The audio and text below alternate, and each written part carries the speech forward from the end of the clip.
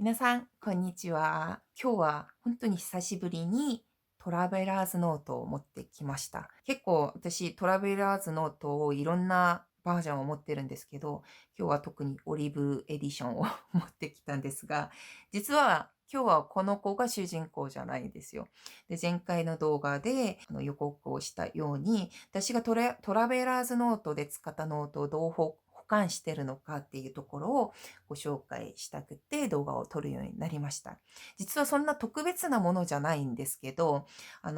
私がトラベラーズノートを使い始めて、いろんな形で活用してたんですよ。最初はもうその手帳から始め、なんか読書ノートも書いてるし、スタディノートも書いてるし、いろんな形のノートを全部トラベラーズノートの規格に合わせて、このサイズで全部使っていたんですね。なので、結構使い切ったノートが大量に発生してるわけなんですよ。それでトラベラーズノートの場合は、保管用のバインダーを売ってますね。このような紙の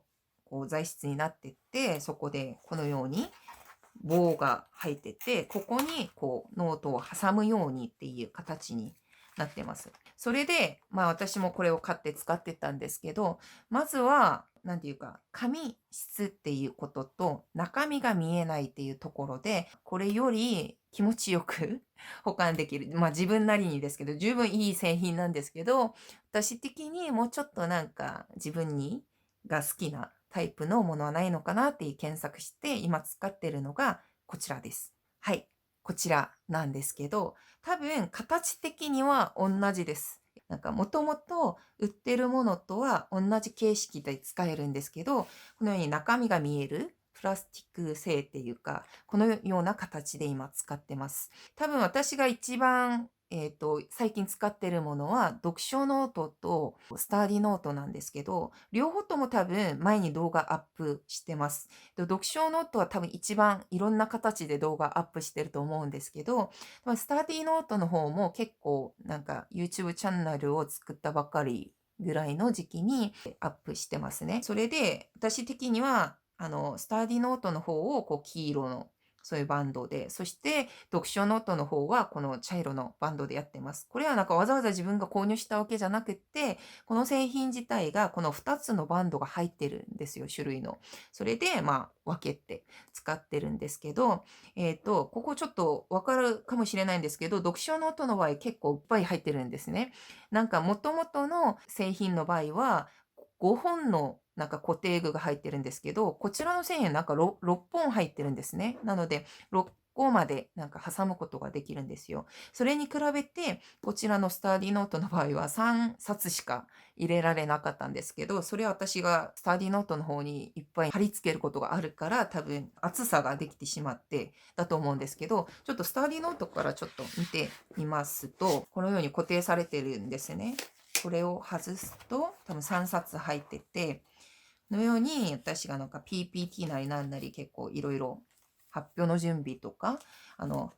授業とか勉強してる、ああいう資料を挟んでるんです。こんな感じで、自分の資料も挟んだり、他の授業の資料とか、セミナーの資料とか、そういうものをスクラップする。そういう形でも使ってますね。そういう感じで入れてるので、しかもこれなんか計量紙の一番枚数の多い、そういうノートで今貼り付けてるので、多分これは3冊がギリギリですね。それでもういっぱいになってって、バンドで留めてる形で保管してます。それで、なんか読書ノートなんですけど、基本明るい色の方がマンスリーの方で、茶色いノートの方が方眼ノートなんですけど、基本私読書ノート、方眼ノートで書いてるので、この形になってますね。で、それで、多分これが、2016年のそこのマンスリーの読書ノートで、後ろの2冊がその分のなんかリビューノートになってるんですね。それで、こちらもそう、こんな感じで、こっちはまた後ろは2017年のマンスリー。それで、こちらが、リビュー。リビューノートがまた、こういう風に2冊入ってるっていうことです。それでこちらに行って、また、多分2018年のはずなんですね。で、2018年のマンスリーがこんな感じに入ってて、それで2018年ちょっと本読みすぎたかもしれないんですけど、その量が多くて、リビューノートがこのように3冊になってます。3冊までこのように使ってたですね。それでちょっと残ってたから、こっちには昔の本当に前に動画アップしてたんですけど、昔の使ってたこのようなそのバージョンの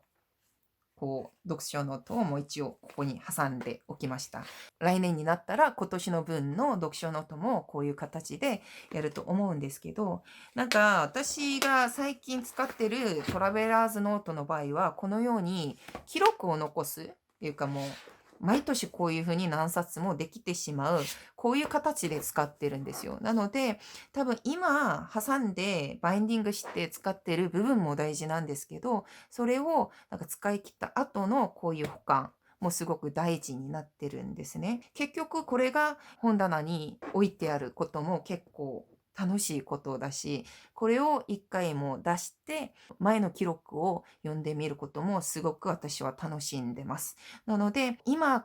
使ってる手帳も大事なんですけど、こういうノートのバインディングとか保管に関してもすごく楽しさがあるノートだなと思ってて、もう今でも愛用してますね。多分もっといい方法とか活用している部分があったら、ぜひ紹介していただければいいと思います。そうですね。来年も楽しいノート生活をしたいし、なんかいろんな活用ができる、そしていろんな記録が取れる、そういう年になったらいいと思います。次の動画だったらもう新年になってしまうと思うんですけど、皆さん2019年も本当に気持ちよく